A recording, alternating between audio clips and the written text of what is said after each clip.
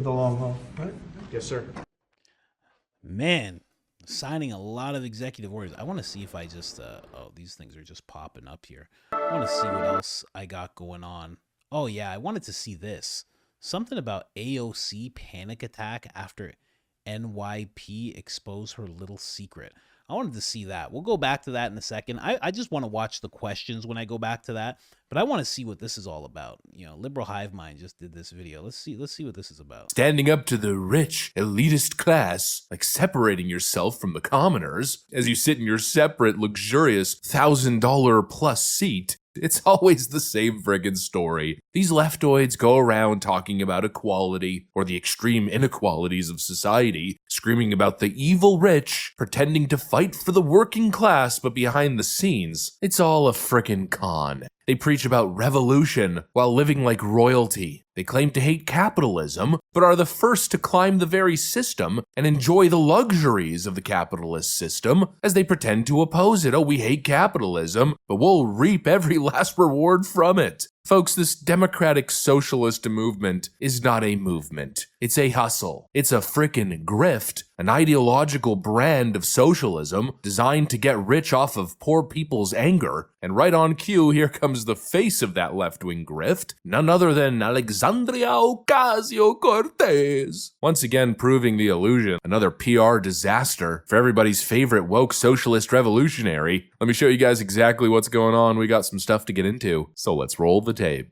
All right, folks, so take a look at this. The New York Post just released this article. Alexandria Ocasio-Cortez flies first class to Bernie Sanders' Fight the Oligarchy rally as critics pan lefty politician for battling inequality one mimosa at a time. This is the photo that the New York Times got their hand on, and the individual who took the photo said nothing says power to the people like ignoring voters looking to say hello and reclining in first class while tweeting about income inequality. The flyer who took the photo told the Post, claiming that AOC did not respond to friendly comments once she sat down. AOC is fighting the system, one first-class mimosa at a time, said the passenger Tracy, who was from Brooklyn and was sitting in the economy cabin. Yup, AOC, champion of the poor, defender of the everyday worker, was just spotted flying in first class. So while she lectures you about inequality and late-stage capitalism, she's reclining with a glass of wine in the luxurious section, safely separated from the dirty peasants and economy. How convenient is that? She's built her entire persona on being just like you, right? Remember the bartender story? She's just a working class person from the Bronx. But obviously it's a grift, because the moment she was granted that opportunity, she walked right through that freaking door. I mean, she bolted through that freaking door, soaking in the spotlight and all the benefits that follow. And now, of course, we know she's living in luxury in her Bosch DC condo with a rooftop infinity pool, driving a Tesla, stacking the freaking Benjamins, going on speaking tours, wearing designer clothes, all while preaching about how you should tighten your belt and, of course, accept higher taxes. And her favorite motto, eating the rich, which funnily enough is another capitalist grift. Remember when she made all kinds of money selling those Eat the Rich t-shirts? Check this out. I look spectacular in this. I was walking on the beach earlier today. Everybody wants to buy this off me. I got this from the official AOC site.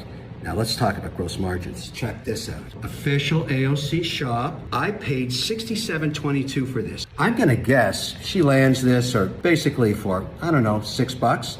It's fleeceware. And $5 for shipping. That's 85% gross margin. Listen, you know what this proves? Inside of every socialist, there's a capitalist screaming to get out. Yeah, she's in the camp that claims that capitalism is irredeemable, but apparently it's just redeemable enough to upgrade her seat to first class and upgrade her lifestyle. And it's so funny to watch all the far-left white knights come to her defense. We got this bootlicker online who responded to one of these AOC posts and says, members of Congress rack up airline points, and AOC's partner is a successful tech guy. It's not surprising that an insanely famous person may want some privacy. Okay, I got it. She's a leftist superstar now, and clearly she can't be bothered to be sitting next to all the smelly working class people who pay her salary. What an absolute self-own. She wants privacy because now she's elite. In other words, she's become the exact thing that she demonizes. And it's got me thinking of this comparison, because we've got people like Alexandria Ocasio-Cortez who are on the far left of the spectrum, and then we've got people like Javier Milei, a literal libertarian, full-blown neo-narco-capitalist who's the Argentinian president. He's the guy who believes in free markets, personal responsibility, slashing the bureaucratic state. He's supposed to be the evil capitalist, right? But he's the one who's flying economy with the regular people. No upgraded seat, no I'm famous excuse. Just a man of the people walking the walk.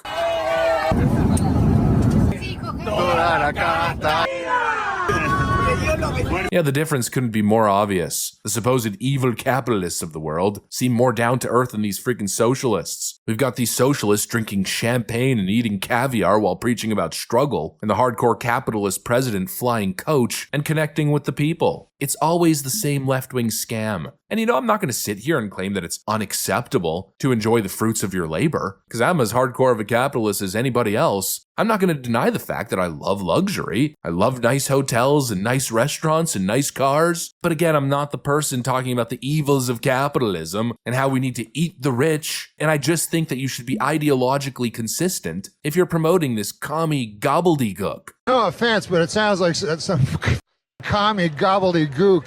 From AOC to Bernie. You know what? I'm not surprised at all. I'm not remotely surprised about this. I mean, that's what you would do. Well, I don't know about you, but that's what someone who got into politics when she was 29. She was a bartender. She knows she's going to be in this position until she's 95, like everybody else. Of course, that's what she's doing. That's what they do. I've said this before. The people in Congress and the Senate, they have a tunnel where they can go from one building to another that they use so they do not have to talk to you just in case they see you. They make sure that they don't have to run into you, a regular person. So instead of walking from one building outside to another and having to answer questions or say hello to people or be nice, they just take a tunnel. It's exactly when J6 happened. That's where they went. That's where, like, when you see the video of Nancy and everything, they're in these tunnels. They have tunnels and bunkers and stuff in case stuff goes left. No pun intended. In case things go sideways. Of course, this is what they're doing. Of course, they're in first class and doing all this stuff. Of course, they don't have to worry about any of the money. It just comes from taxpayers. That's why I always say these people are in this position where they're like this pseudo royalty. They're pretty much taking their spot as royalty above all of us with such ease. I don't get it. That's why I always have the motto that all these jobs should go to regular people. And it shouldn't be these people who get to stay in there forever. It should be regular people. And they should switch out every 2 years, no matter what, even if they do an outstanding job. Because this is what you get. Of course you're going to get her sitting in first class. Like, what? Is this even something that you're surprised about? Of course she's in first class. What else is she going to do? If you have money that is ever flowing and it's not really yours, but you get to use it and you didn't earn it, of course that's what you're doing. You think she makes what, $179,000 a year? You think she uses any of that herself? You think she spends any of it? That's crazy. You're nuts. She doesn't spend a dime of her own money. It's just all taxpayer money. Of course, vacations, everything.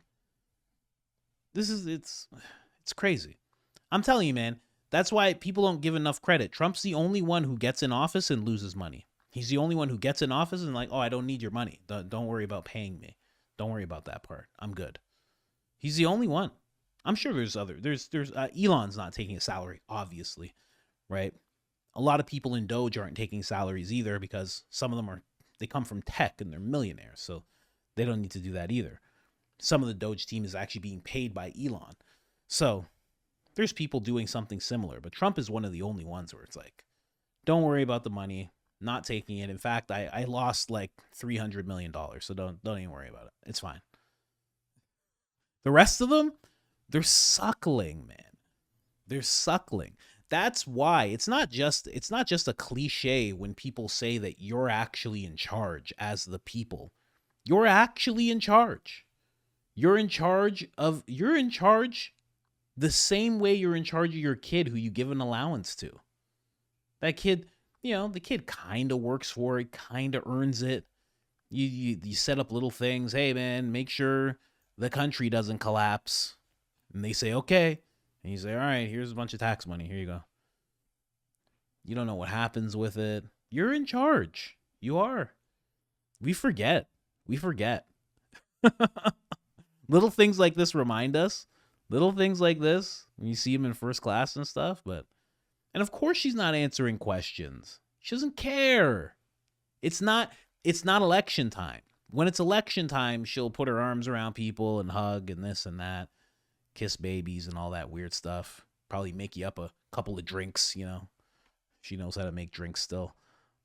But now, she's got you. She's got your money. She's got it. She doesn't care. She's like, whatever. What are you gonna do? I can't wait till she gets voted out. It has to happen soon. I really hope it happens soon. She has to get voted out eventually. I said it before. I don't know how New York didn't elect some guy named Vinny who's just ready to do whatever he has to do. And if he has a problem with the governor, he's going to go talk to the governor, have a couple of words with the governor. And then the governor stumbles out of the room with his tie undone and he's all sweaty and he's bruised up a little bit. And he's like, oh, don't worry, I'll make sure. I don't know how New York.